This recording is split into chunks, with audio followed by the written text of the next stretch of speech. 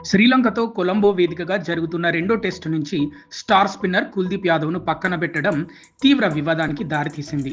గాలే టెస్టులో ఆశించిన స్థాయిలో రాణించకపోవడం వల్లే అతన్ని తుది జట్టు నుంచి తొలగించారని అంతా భావించారు. కెప్టెన్ శుభ్మన్ గిల్, కోచ్ల ప్రకటనల్లో డిఫరెన్స్ స్పష్టంగా కనిపిస్తుండటంతో ఇది అనారోగ్య సమస్య లేక తొలగింపా అనే దానిపై రచ్చ మొదలైంది. రెండో టెస్టు టాస్ సమయంలో కెప్టెన్ గిల్ మాట్లాడుతూ కుల్దీప్కు తీవ్రమైన ఇన్ఫెక్షన్ సోకిందని, అందుకే ఆయన దురదృష్టవశాత్తు ఫైనల్ 11కు దూరమయ్యాడని వివరించాడు. అతని ప్లేస్లో ఇండోర్ ఆఫ్ స్పిన్నర్ సారాంశ్ జైన్కు అవకాశం కల్పించినట్లు తెలిపారు.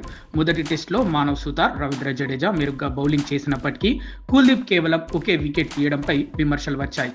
దీంతో లంక జట్టులోని ఎడమ చేతి వాటం బ్యాటర్లను అడ్డుకోవడానికే సారాంశ్ను దించారని ప్రచారం జరిగింది. బ్యాటింగ్ కోచ్ సితాంశు కోటక్ మీడియాతో మాట్లాడుతూ కుల్దీప్ నిజంగానే వైరల్ ఫీవర్తో బాధపడుతున్నారని స్పష్టం చేశారు. గాలి నుంచి బయలుదేరినప్పటి నుంచి కుల్దీప్ గొంతు నొప్పితో బాధపడుతున్నారని చెప్పారు. అయితే ఒకవేళ కుల్దీప్ ఫిట్గా ఉంటే కొలంబో టెస్ట్లో ఆడించేవారా అని ప్రశ్నించగా అది అనవసరమైన ప్రశ్న అని సమాధానం ఇవ్వడం అనుమానాలకు తావిచ్చింది. టాప్ ఆర్డర్లో 4 ఎడమ చేతి వాటం బ్యాటర్లు ఉన్నందున హాఫ్ స్పిన్నర్ను ఆడించడమే సరైన నిర్ణయమని వ్యాఖ్యానించడం గమనార్హం. గత 72 గంటల్లో టీమిండియా మేనేజ్మెంట్ నుంచి వచ్చిన ప్రకటనలు తీవ్ర గందరగోళాన్ని సృష్టించాయి. ఆగస్టు 21న కొలంబోలో జరిగిన ప్రాక్టీస్ సెషన్కు కుల్దీప్ దూరమైనప్పుడు అతనికి విశ్రాంతి ఇచ్చామని స్పిన్ కోచ్ బైరాజ్ బహుతులే చెప్పారు. మరోవైపు కొలంబో మ్యాచ్ సందర్భంగా కుల్దీప్ జట్టుతో పాటు ప్రయాణించి డగౌట్లో సర్ఫరాజ్ ఖాన్తో కలిసి మ్యాచ్ చూస్తూ కనిపించారు.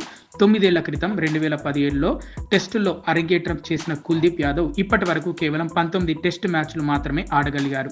వరుసగా మ్యాచ్లు ఆడే అవకాశం లభించకపోవడం ఆయన కెరీర్పై ప్రభావం చూపుతోంది. కొలంబో టెస్టులో సారాంశ్ జైన్ అరంగేట్రం చేయడంతో కుల్దీప్ భవిష్యత్తు టెస్టు అవకాశాలపై మళ్లీ చర్చ ప్రారంభమైంది.